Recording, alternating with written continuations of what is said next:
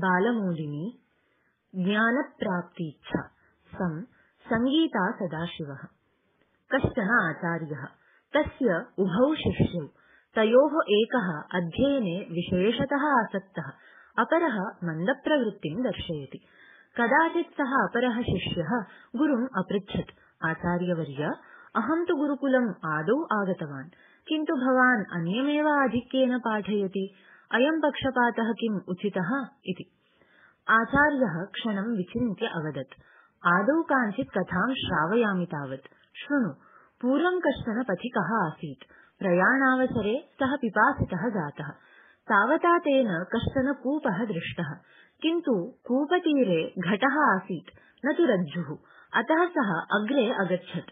तावता तत्र अपरः पथिकः आगतः। सः अपि पिपासितः एव। सः अपि कूपतीरे घटं रज्ज्वभावं च अपश्यत्। क्षणं यावत् सः इतस्ततः दृष्टिं प्रसारितवान्। तस्मिन् परिसरे दीर्घाणि तृणानि तेन दृष्टानि। सः तानि उत्पाट्य रज्जुं निर्मितवान्।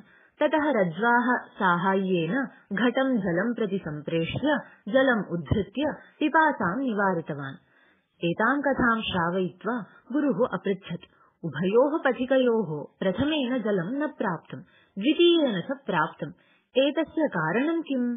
तदा शिष्यः अवदत्, द्वितीयस्य तु पिपासाबाधा तीव्रा आसीत्, अतः सः जलप्राप्त्यर्थम् उपायं विचिन्त्य परिश्रमं कृतवान्, अतः तेन जलं प्राप्तम् इति।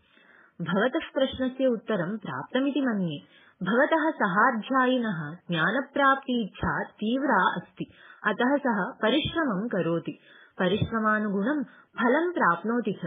भवतः तु ज्ञानप्राप्ति इच्छा दुर्बला, अतः भवतः प्रयत्नः अपि मन्दः, तस्मात् फलमपि अल्पम् इति अवदत् आचार्यः। स्वस्य दोषं ज्ञात्वा लज्जया शिरः अवनमितवान् सः शिष्यः।